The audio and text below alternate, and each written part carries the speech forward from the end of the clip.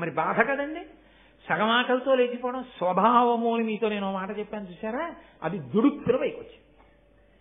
పిల్లవాడు కదూ ఆకలి శ్రద్ధతో పెట్టద్దు. అన్నం పెట్టినప్పుడు గృహస్థు బ్రహ్మచారికి భిక్ష పెట్టేటప్పుడు ఒళ్ళు దగ్గర పెట్టుకు పెట్టకుండా వెంట్రుకతో అన్నం పెడతావా?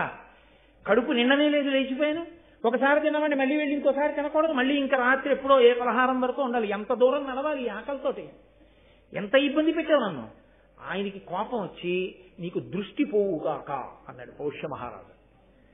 అనగానే పౌష్యుడు అన్నాడు, నువ్వు బ్రహ్మచారివి, నేను గృహస్థుని, నా ధర్మం నేను నెరవేర్చాను. నేను వండానా? నేను నీకు కావాలని వెంట్రుక వేసి పెట్టానా? అది పొరపాటున వెంట్రుక వచ్చింది. సర్వేంద్రియాణం నయనం ప్రధానం. దృష్టి ఎంత ముఖ్యం. దృష్టి లేని వాడు రాచరికం ఏం చేస్తాడు? ఏమిటి రక్షిస్తాడు రాజ్యాన్ని? ఇప్పుడు నాతో పోలేదు. రాజ్యము యొక్క రక్షణే సంకట స్థితిలోకి వెళ్ళింది. నీకొచ్చిన కోపానికి నువ్వు నన్ను మాత్రమే శిక్షించి విడిచిపెట్టలేదు, అమాయకులైన వారి మీద కూడా ఈ శిక్ష యొక్క ప్రభావం పడిపోయింది. ఇది పౌష్యుడి యొక్క హృదయం. నా వరకు నువ్వు శిక్ష వేస్తే ఏమో, కానీ నీ శాపవాక్కునందు అమాయకులు కూడా పడ్డారు. ఇప్పుడు నువ్వు పరిధి దాటావు కాబట్టి నీకు శాపవాక్కు ఇవ్వాలి, నీకు సంతానము కలగకుండుగాక అని చెప్పించాడు. ఇప్పుడు ఏమైంది? పుస్తకాలు చదువుకున్నాడు, ఋషి రుణం తీరింది. యజ్ఞం చేస్తాడు, హోమం చేస్తాడు, దేవతల రుణం తీరింది. తను కొడుకుని కనలేదు, పుత్ర రుణం తీరలేదు, పితృ రుణం తీరలేదు. ఒక రుణం ఉండిపోయిందిగా. ఒక రుణం ఉండిపోయిన వాడికి స్వర్గలోక ద్వారం కూడా చూడనివ్వడు. కాబట్టి ఉన్నత లోకాలు లేవు, మూసుకుపోయి. నువ్వు నన్నంత దూరం తీసుకెళ్లావు కాబట్టి నేను నిన్నింత దూరం తీసుకెళ్లాను. నువ్వు అపుత్రకుడు వదుకోవాక అంటే ఏమైంది? ఇద్దరు స్వభావాలు పైకి వచ్చాయి. ధర్మం లేదని మీరు అనుకోకండి, ధర్మం ఉంది. కానీ స్వభావము ఏం చేస్తుందంటే ఒక్కొక్కసారి దుందుడుకుగా రజోగుణ తమోగుణ భూయిష్టమై పైకొచ్చి ధర్మాన్ని నొక్కేస్తుంది. నొక్కేసి అంత దూరం తీసుకెళ్ళిపోతుంటుంది. ఎంత జాగ్రత్త పడితే, ఎంత తపస్సు చేస్తే, ఎంత పరిశీలించుకుంటే తన స్వభావాన్ని తాను గెలవగలడో, ధర్మమునకు కట్టుబడి నిలవగలడో, ఏ స్థితి తర్వాత అంత గొప్ప స్థితిలో నిలబడగలడో. స్వభావమును గెలవడం ఎన్ని కోట్ల జన్మలుగానో జీవుడు అలవాటు చేసేసుకున్నది. అకస్మాత్తుగా ఇప్పుడు ఇలా పోగొట్టేస్తున్నామంటే ఉత్తరక్షణం పోదు. ఎంతో సాధన సాధన సాధన సాధన చేస్తే కానీ స్వభావమునందు మార్పు రాదు. జీవుడు పట్టుకెడుతుంటాడు యాత్రలో కానీ. కాబట్టి స్వభావము పైకొచ్చింది. ఆయన శాపవాక్కు విడిచాడు, ఈయన శాపవాక్కు విడిచిపెట్టాడు. విడిచిపెట్టిన తర్వాత ఇద్దరు వెళ్ళి తెలుసుకున్నారు. అయ్యయ్యో, నిన్ను చాలా దూరం శపించేశాను. నువ్వు చదువుకున్న చదువు నీకు స్వర్గాన్ని ఇవ్వదు. ఎందుకంటే నువ్వు అపుత్రకుడిగా ఉండిపోతున్నావు. నాకున్నటువంటి ధర్మం, నాకున్న బలం ప్రజల్ని రక్షించడానికి ఉపయోగం లేకుండా చేసి అని పౌష్యుడు అన్నాడు. నువ్వు నీ శాపాన్ని ఉపసంహారం చేసేది. నువ్వు బ్రాహ్మణుడవు కనుక ఆ శాపాన్ని ఉపసంహారం చేసేదో కొంతకాలం ఉండిపోయేటట్టుగానో, లేకపోతే తొందరగా అనుభవంలోకి వచ్చేటో, లేకపోతే శాపాన్ని ఉపసంహరిస్తున్నానో అను.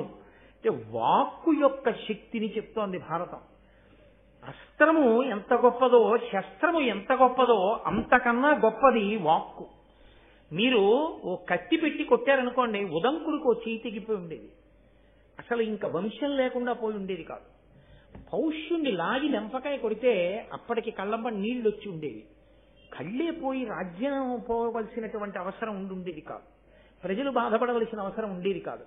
అంటే వాక్కు యొక్క శక్తి అస్త్రశస్త్రముల శక్తి కన్నా గొప్పది. తొందరపడి తపస్సున్నవాడు వాక్కు విడిచిపెట్టేస్తే అవతలవాడు ఎంత బాధపడిపోతాడో కూడా ఆలోచించవలసి ఉంటుంది. లేదా ఈ వాక్కు ఇలా వచ్చింది అంటే, అంత తపోనిష్టాగరిష్ఠులైన వ్యక్తుల నోటి వెంట వాక్కు వచ్చింది అంటే దాని వెనక ఏదో బలీయమైన కారణం తరువుకుంటూ వచ్చి ఉండాలి. లేకపోతే ఆ వాక్కు రాదు. ఈశ్వరుడు ఆ వాక్కు దేనికో పలికించి ఉండాలి. వెనక ఏదో బలీయమైన కారణం ఉందన్నమాట. ఏది జరిగి ఉండాలి. కాబట్టి భారతం చదువుకోవాలి, తప్పదు. కాబట్టి నువ్వు ఉపసంహారం చేయి శాపాన్ని అన్నాడు పౌష్యుడు. ఈయనన్నాడు, అలాగే నేను ఉపసంహరిస్తాను, నువ్వు కూడా ఉపసంహారం చేయి అన్నాడు. అంటే రాజు అన్నాడు, స్వభావము అన్న మాట ఎలా ఉంటుందో చెప్పాడు. ఇక్కడ స్వభావాన్ని అంగీకరించాడు. ఎంత త్రికరణ శుద్ధిగా ఉన్నది ఉన్నట్టు స్వభావమును గురించి మాట్లాడేవాడు ఉండడు. నా స్వభావం ఇదండి అని చెప్పడు. పైకి ఒకలా కనపడతాడు, లోపల ఒకలా ఉంటాడు. పైకి కనపడినట్టు లోపల ఉన్నాడని మీరు అనుకోలేరు. స్వభావం అన్నది చాలా కష్టం. ఇక్కడ పౌష్యుడు స్వభావం గురించి మాట్లాడుతున్నాడు. ఆయన అన్నాడు, నన్నయ్య గారి పద్యాల్లో ఈ పద్యం చాలా ప్రఖ్యాతి వహించినటువంటి పద్యం. అంటే కారణం ఏమిటో తెలుసా అండి? ఏదో రాజు గురించి చెప్పింది, శిష్యుడి గురించి చెప్పింది కదా, స్వభావ వర్ణనం చేసి దాన్ని గురించి చెప్పడమే చాలా కష్టం. అసలు అలా కన్ఫెషన్ అంటే ఉన్నట్టు మాట్లాడటం ఉండదు. రెండు, స్వభావాన్ని గెలవడం ఎంత కష్టమో చెప్తుంది. కాబట్టి ఆయన అన్నాడు, నిండు మనంబు నవ్యనవనీత సమానము పల్కు దారుణాఖండల శస్త్రతుల్యము జగన్నుత విప్రులయందు నిక్కము ఈ రెండును రాజులందు విపరీతము కావున విప్రుడోపు ఓపండతిశాంతుడయ్యు నరపాలుడు శాపము గ్రమరింపగన్. ఆయన అన్నాడు, నిండు మనంబు నవనీత సమానము పల్కు దారుణాఖండల శస్త్రతుల్యము జగన్నుత విప్రులయందు. బ్రాహ్మణులు గొప్ప తపస్సు చేసి ఉంటారు. వాళ్ళ మనసు నవనీతంలా ఉంటుంది, అప్పుడే తీసినటువంటి వెన్నముద్దలా ఉంటుంది. కానీ పలుకో దారుణంగా ఉంటుంది, చాలా కఠినంగా ఉంటుంది. కానీ మాట అలా మాట్లాడారు అంటే అవతల వారిని దిద్దడానికి మాట్లాడతారు తప్ప మనస్సు, వారి స్వభావమునందు దోషం లేదు. వారి స్వభావం చాలా మంచిది. అమృత హృదయుడు బ్రాహ్మణుడు, అలా ఉండాలి. కాబట్టి ఆయన వాక్కు కఠినంగా ఉన్న మనసు వెన్నలా ఉంటుంది. కాబట్టి వాక్కు కఠినమైనది వచ్చినా మళ్ళీ దాన్ని తిప్పి అనుగ్రహించగలిగిన లక్షణం బ్రాహ్మణుడికి సహజంగా ఉంటుంది.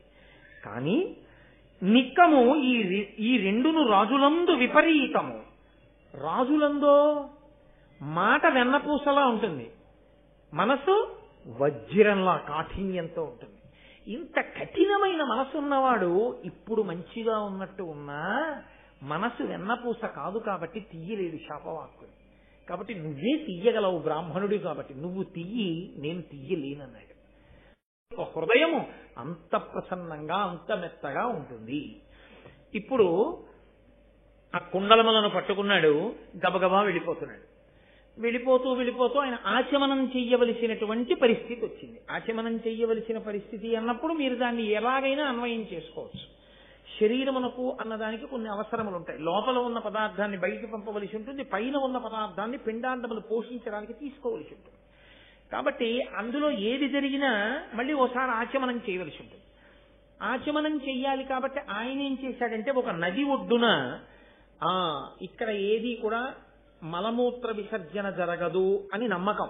ఎందుకని అంటే మనకు ఒక ధర్మం ఉంది లోకంలో. ఏమిటా ధర్మం అంటే, నది ఒడ్డున కాని నదీ జలముల యందు కాని మలమూత్ర విసర్జన వంటివి చేయరాదు. ఎందుకంటే నది పరమ పవిత్రమైనది కనుక. కానీ వర్షాలు పట్టలేదు అంటే, లేకపోతే లోకంలో రకరకాల వ్యాధులు వస్తున్నాయి, లోకంలో రకరకాల ఉపద్రవాలు వస్తున్నాయంటే ఇవాళ మనం సనాతన ధర్మంలో శాస్త్రవాక్కుని విస్మరించాం. కాబట్టి నదీ తీరములన్నీ ఎంత భయంకరమైన స్థితిలో ఉంటాయో సూర్యోదయ కాలమునందు, నదీ జలములను మనం ఎంత అవమానం చేస్తున్నామో, ఎలా ప్రవహిస్తాయి నదీ జలాలు ప్రవహించమంటే. ఇన్ని పథకాలు పెట్టండి, ఇన్ని మరుగుదొడ్లు కట్టివ్వండి, నదీ తీరములే మరుగుదొడ్లు. కాబట్టి ఆ రోజులలో ఉదంకుడు నమ్మాడు, నదీ తీరము పరిశుద్ధముగా ఉంటుంది, ఎవ్వరూ ఇక్కడ అటువంటి తప్పు పని చెయ్యరు. కాబట్టి కుండలములను నది ఒడ్డున పెట్టి నదీ జలములను ఆచమనం చేస్తున్నాడు. ఆచమనం చేస్తుంటే తక్షకుడు దిగంబరుడిగా వచ్చాడు, ఒంటి మీద బట్టలు లేనివాడిగా. అంటే ఇంకా అంతకన్నా అపవిత్రమైనటువంటి దర్శనం లోకంలో ఇంకోటి ఉండదు. అంత అపవిత్రమైన వాడిగా వచ్చి ఇప్పుడు ఆ కుండలములను పట్టుకుని పారిపోతున్నాడు. పారిపోతుంటే వెంటపడ్డాడు.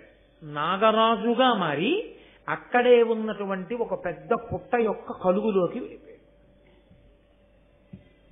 ఉదంకుడికి ఒక పెద్ద బాధ ఉంది. ఎప్పుడో అప్పుడు తేవచ్చులే, ఈలోగా గురువు గారు చెప్పినటువంటి మంత్రతంత్రాలతో మనం ఏదో చేద్దామంటే కుదరదు. ఎందుకని? పక్కనే కదా అని చెప్పి ఆవిడ నేటికి 4వ రోజున నేను ధరిస్తాను, దానికి కావలసినటువంటి రీతిలో నేను స్నానం చేసి సిద్ధంగా ఉంటానని చెప్పింది గురుపత్ని. ఈ లోపల పట్టుకెళ్ళిపోవాలి కుండలాలు. కాబట్టి ఇప్పుడు గురువు గారి దగ్గర చదువుకున్న రోజులలో తనంత తానుగా ప్రయత్నం లేకుండా వచ్చిన అష్టసిద్ధులున్నాయే, అవి వాడుకుందామని ఆయన ఎప్పుడు అనుకోలేదు. అందుకని పౌష్య మహారాజు దగ్గరికి నడిచెళ్ళాడు, పౌష్య మహారాజు దగ్గర నుంచి నడిచొచ్చాడు, లేకపోతే వాయుగమనం చేసి వెళ్ళిపోతాడు. ఆయనకి వాటి మీద ఆసక్తి లేదు. కాబట్టి అసలు నాకు ఈ సిద్ధులు ఉన్నాయి అని కూడా ఆయన పట్టించుకోలేదు. ఇప్పుడు వాటి అవసరం వచ్చింది. దేనికి వచ్చింది? గురువు దక్షిణ సమయానికి చెల్లించాలి. అందుకని ఆయన అష్టసిద్ధుల్ని ఆధారం చేసుకుని తాను కూడా తక్షకుడు వెళ్లిన మార్గంలో పుట్టలోంచి పాతాళంలో నాగలోకానికి వెళ్ళిపోయాడు. తీరా నాగలోకానికి వెళ్లి చూస్తే ఎవ్వరూ కనపడదు, అంతా నిశ్శబ్దంగా ఉంది. ఇప్పుడు ఆయన ఆ నాగరాజులు కనపడాలి, కనపడి ప్రసన్నులు అవ్వాలి. ప్రసన్నులైతే అయ్యయ్యో తీసుకెళ్లిపోవయ్యా అని మళ్ళీ కుండలాలు ఇచ్చేసేయాలి. కాబట్టి ఇప్పుడు ఆయన నాగరాజుల్ని ప్రార్థన చేశాడు. బ్రాహ్మణుడు నమ్మేదేమిటి? మళ్ళీ గభాల శాపవాకు విడిచిపెట్టకూడదు. తాను నాగరాజుల్ని, వాళ్ళంత తపో నిష్ఠాగరిష్ఠులు, మహానుభావులు, ఆదిశేషుడు వంటి వారు ఉన్నారు కాబట్టి ప్రార్థన చేసి దేవతా స్వరూపాన్ని ప్రసన్నం చేసుకోవాలి. ఇది మళ్ళీ ఇంకొక విచిత్రమైనటువంటి విషయం. మీరు కొన్ని స్వరూపాల్ని ప్రసన్నం చేసుకోవాలంతే తప్ప వాటిని మీరు మీ తపస్సుతో ఇంకోలాగో మీకున్నటువంటి పూజ చేతో వాటి మీద మీ అధికారం చలాయించే ప్రయత్నం చేయడం కుదరదు. సుందరకాండలో హనుమ అంతటి వారు లంకని వశం చేసుకున్నారు. ఎందుకంటే ఆవిడ కూడా అంతే అటువంటిది తప్ప లంకని చంపడం కుదరదు. లంక అంటే లంకిని అంటాం మనం తెలుగులో. చంపడం కుదరదు, వశం చేసుకోవాలి. అలాగే దేవతల్ని ప్రసన్నం చేసుకోవాలి. ప్రసన్నం చేసుకుంటే అనుగ్రహిస్తారు మళ్ళీ వాళ్ళు. దేవతలకు ఒక లక్షణం ఉంటుంది, ఏమిటో తెలుసా అండి? మహాభారతం అంతా దీని మీదే నడిచింది. దేవతలు కనపడ్డారనుకోండి, మీకేం కావాలని అడుగుతారు. వాళ్ళు కనపడి చాలా బాగా చెప్పారండి పద్యాలు, ఏమనుకోకండి పనుందని వెళ్ళరు. ఒకసారి కనపడితే మీకేం కావాలని అడుగుతారు. మీరు అడిగేసిన తర్వాత అయ్యో నేనేదో సరదాగా అడిగానండి బాబాయ్ అదే నాకు ఇచ్చేస్తున్నారన్నారు అనుకోండి, వాళ్ళు వదలరు, ఇచ్చేస్తారు. అక్కడే కదా భారతంలో పెద్ద అల్లరి జరిగింది. కుంతి కర్ణుడిని అడిగింది సూర్యుడిని, నువ్వు కన్యవో ఎవరవో నాకు అనవసరం, నేను దేవతామూర్తిని నువ్వు ప్రార్థన చేసావు వచ్చాను, నన్ను చూడగానే నా తేజస్సు చూసి నీలాంటి కొడుకుంటే అన్నావు, ఇచ్చేశానంతే. ఆ తర్వాత బంగారం పెట్టులో పెట్టుకుని వదిలేస్తావో ఇంటికి పట్టుకెళ్ళి పెంచుకుంటావో నీ ఇష్టం, ఇచ్చేశాడంతే. దేవతల ఆలక్షణం. ఇప్పుడు వాళ్ళు కనబడితే చాలు కోరి తీరిపోతుంది. వాళ్ళు కనపడాలంటే ప్రార్థన చేయాలి. ప్రార్థన చేస్తే ప్రసన్నులు అవుతారు, ప్రసన్నులైతే కనబడతారు, కనబడితే కోరిక తీరుస్తారు. అక్కడికి వచ్చి అడుగుదాం కూడా. ఎన్ని నేర్పుతుందండి మహాభారతం? ప్రతి చోట ఆచారకాండ, వేదము, ధర్మము ఇన్నిటినీ ఆవిష్కరిస్తుంటారు. కాబట్టి ఇప్పుడు ఆయన బహువనపాదపాబ్ధి కులపర్వత పూర్ణ సరస్వతీ సహిత మహామహీభరమజస్ర సహస్ర ఫణాలి దాల్చి దుస్సహతరమూర్తికి జలభిషాయికి బాయక శయ్యైన యైహి దుష్కృతాంతకుటనంతుడు మాకు ప్రసన్నుడయ్యదు. మొట్టమొదట అనంతుడు. ఆయన గొప్ప తపస్సు చేశాడు, బ్రహ్మగారి దగ్గర వరాలు పొందాడు. అందుకని ఆ అనంతుడి మీద తపస్సు చేశాడు. ఆ అనంతుడి గురించి ఒక గొప్ప స్తోత్రం చేస్తున్నాడు. ఆయన అన్నాడు, బహువనపాదపబ్ధి కులపర్వత పూర్ణ సరస్వతీ సహిత మహామహీభర. కులపర్వతాలతో, పెద్ద పెద్ద పర్వతాలతో, నదులతో, అరణ్యములతో, వనములతో ఉన్నటువంటి ఈ భూమినంతటినీ కూడా ఇంతటి బరువుని తన పడగల మీద మోసేటటువంటి ఆదిశేషుడెవరున్నాడో ఆయన ఈ భూమి భారాన్ని వహించడమే కాదు, ఇటువంటి బ్రహ్మాండములన్నిటినీ తన బొజ్జలో పెట్టుకున్నటువంటి శ్రీమన్నారాయణుడు పాలసముద్రంలో పడుకుని ఉండగా ఆయనకి శయ్యయ్యి ఆయనని కూడా వహించగలిగినటువంటి శక్తి కలిగిన ఆదిశేషుడు ఎవరున్నాడో, ఆ అనంతుడెవరున్నాడో ఆయన మాకు ప్రసన్నుడయ్యడు. ఆదికవి కదండి నన్నయ్య గారు. అందుకని నన్నయ్య గారు ఆదికవిగా తర్వాత కవులకు శతక సాహిత్యంలో మకుటం పెట్టడం నేర్పారు. ఆ తరువాతి కాలంలో చేసినటువంటి శతకాలలో శ్రీకాళహస్తీశ్వర అంటూ దూర్జటి మొదలైన వాళ్ళు ఒకే పేరుతో మకుటం పెట్టి శతకాలు చేశారు. ఒకే మకుటంతో పద్యరచన ఆదికవిగా నన్నయ్య చేశారు. కాబట్టి అటువంటి ఆ శేషుడు మాకు అయ్యడుగాక. అరిది తపో విభూతి అమరారుల బాధలు వందకుండగా ఉరగుల నెల్లగాచిన మహోరగనాయకుడు ఆడానమత్సురాసురమకుటాగ్రరత్న రుచి శోభిత పాదున కద్రినందనేశ్వరునకు భూషణంబైన వాసుకి మాకు ప్రసన్నుడయ్యడు. ఆయన ఏ జాతిలో పుట్టాడో ఆ నాగజాతి ఇబ్బందులు పడకుండా, దేవతల వలన రాక్షసుల వలన ఆపదలు రాకుండా గొప్ప తపస్సు చేసి దేవతల చేత రాక్షసుల చేత కూడా నమస్కరింపబడేటటువంటి లక్షణం ఉన్నవాడు, దేవతలు రాక్షసులు కూడా నమస్కరిస్తుంటే ఇరువురి యొక్క తల్ల మీద అలంకారము చేయబడినటువంటి కిరీటములలో పదకబడిన మణుల యొక్క కాంతుల చేత ప్రకాశించేటటువంటి పాదపద్మములు కలిగినటువంటి పరమేశ్వరునికి ఆభరణముగా భాషించేటటువంటి వాసుకి మాకు ప్రసన్నమయ్యడుగాక. ఇదొక చిత్రమైనటువంటి విషయం ఈ ప్రార్థనలో. తండ్రి అన్న మాటకు అర్థం ఉంటుంది. తండ్రికి 5 కొడుకులు ఉన్నారనుకోండి, ఒక ఆయన ఐఏఎస్, ఒక ఆయన ఐపీఎస్, ఒక ఆయన ఐఆర్ఎస్, ఒక ఆయన ఐఎఫ్ఎస్, ఒక ఆయన జేబు దొంగ. తండ్రి ఐఏఎస్, ఐఆర్ఎస్, ఐఎఫ్ఎస్, ఐపీఎస్లకే తండ్రా, జేబు దొంగ కూడా తండ్రా? జేబు దొంగకి తండ్రి. నాన్నగారి షష్ఠి పూర్తికి 5 అక్కడికి వచ్చి నమస్కారం చేస్తారు. 5 బట్టలు పెడతారు. 5 జేబు దొంగతో సహా, నాన్నగారండి మీరు తప్ప మాకు ఎవరున్నారండి అని నమస్కారం పెడతారు కదా. అంతేకాని లోకంలో వీడు నాకు కొడుకు కాడు నేను వదిలిపెట్టేశాను అనడం కుదరదు. కన్న తర్వాత తండ్రే, వాడు గుణవంతుడో గుణం లేనివాడో. ప్రపంచంలో ఇన్ని భూతములు ఉన్నాయంటే భూతములకన్నిటికీ తండ్రి ఈశ్వరుడే. జగత పితరౌ వందే పార్వతీ పరమేశ్వరౌ. మంచి వాళ్ళకి మాత్రమే ఈశ్వరుడు తండ్రి అండి, చెడ్డ వాళ్ళకి తండ్రి కాడండి అనడానికి వీల్లేదు. తండ్రి శాసనం ఏమిటి? జేబు దొంగ ఉన్నాడనుకోండి, తండ్రికి నమస్కారం చేస్తున్నాడు అనుకోండి, జేబు దొంగలు నమస్కారం చేసేవాడండి ఆయన అని మీరు ఆయన్ని తిట్టారనుకోండి, ఇవరే నువ్వు వెళ్ళరా కాసేపు కాకినాడ అన్నాడు అనుకోండి, ఏమైపోతాం మనం? మీకు ఆయన ఏం ఉపకారం చేయగలడు? రే ఇలాగే కూర్చోను కాసేపు అన్నాడు అనుకోండి.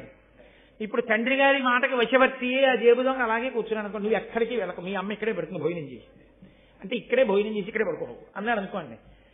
కాకినాడలో ఆ రోజు 1వ తారీఖు జీతాలన్నీ జేబులో పెట్టుకెళ్లే వాళ్ళ జీతాలన్నీ ఇంటికి వెళ్తాయా? వెళ్ళవా? వెళ్ళిపోతాయి కదా. 1వ తారీఖు ఒక్కరోజు ఆయన వదిలేశాడు అనుకోండి, వెళ్ళరా నువ్వు కాకినాడ అన్నాడు అనుకోండి, ఆ నెలలో జీతాలు ఇంటికి పట్టుకెళ్ళిన వాళ్ళు ఎవరు ఉండరు కాదు, వాడు ఒక్కడే పడిపోతాడు అన్ని జీతాలు ఉద్యోగం చేయకుండా. పరమేశ్వరుడి దగ్గర రాక్షసులు వశవర్తులైతే మనకు అదృష్టం. ఎందుకో తెలుసా అండి? భగవద్భక్తులైనవా చూసావా, వాడు రోజు నాకు నమస్కారం చేస్తాడు, ఒరే నువ్వు వాడి జేబు వంక చూశావో అంటాడు శివుడు. నాన్నగారని వాడి జోలికి వెళ్ళాలి ఏంటంటే. కాబట్టి రాక్షసులు దేవతలు కూడా తండ్రి పరమేశ్వరుడికే నమస్కరిస్తారంతే. కాబట్టి ఆయన భూతములను అణిచిపెట్టి భక్తుల్ని కాపాడుతుంటాడు. ఇది తత్వాన్ని ఆవిష్కరించడం పద్యంలో. అటువంటి పరమేశ్వరుడికి ఆభరణమైన వాడు వాసుకి. కేవలం పరమేశ్వరుడు అంటే శక్తి సహితుణ్ణి చేయడం ఎలా? అందం చూడండి ఆ పద్యంలో. కాబట్టి అద్రినందనీశ్వరునకు, అద్రినందన అంటే పర్వతరాజపుత్రి పార్వతి, పార్వతికి ఈశ్వరుడు కాబట్టి పరమేశ్వరుడు. ఆయన పార్వతీపతి, పార్వతీపతి అన్నప్పుడు అమ్మవారు కూడా కలిసింది వచ్చి. కాబట్టి అద్రినందనీశ్వరునకు భూషణంబైన వాసుకి మాకు ప్రసన్నమయ్యడు. అటువంటి వాసుకి ఎవరున్నారో ఆయన మాకు ప్రసన్నమగుగాక అని ప్రార్థన చేశారు. చేసి దేవమనుష్యలోకముల ద్రిమ్మరుతున్ విపుల ప్రతాప సంభావిత శక్తి శౌర్యులు అపార విశోత్కట కోప విస్ఫురత్పావక తాపితాకిల విపక్షులునైన మహానుభావులు ఐరావత కోటి ఘోర పణిరాజులు మాకు ప్రసన్నులయ్యడున్. దేవమనుష్యలోకముల ద్రిమ్మరుతున్ విపుల ప్రతాప సంభావిత శక్తి శౌర్యులు అపార విశోత్కట కోప విస్ఫురత్ పావక తాపితాఖిల విపక్షులునైనా. ఎంత పెద్ద సమాసాలు వేశారో చూడండి. దేవలోకంలో మనుష్యలోకంలో అంతటా తిరుగుతూ అపారమైన కోపంతో ఉంటూ తమ యొక్క విషం చేత దేన్నైనా కాల్చేయగలిగినటువంటి శక్తి కలిగిన వాళ్ళై మహానుభావులై ఐరావత వంశంలో జన్మించినటువంటి నాగులన్నీ కూడా మాకు ప్రసన్నమయ్యడు, వాళ్ళు మాకు ప్రసన్నమయ్యడుగాక. ఉమా కాంతాయ కాంతాయ కామితార్థ ప్రదాయిని శ్రీగిరీశాయ దేవాయ మలినాథాయ మంగళం. కరచరణకృతం వా కర్మవాక్కాయజం వా శ్రవణమైనజం వా మనసం వాపరాధం విహితం వా సర్వమేత్తక్షమస్వ శివ శివ కరుణాబ్ధే శ్రీ మహాదేవ శంభో. సర్వం శ్రీ ఉమామహేశ్వర పరబ్రహ్మార్పణమస్తు. స్వస్తి.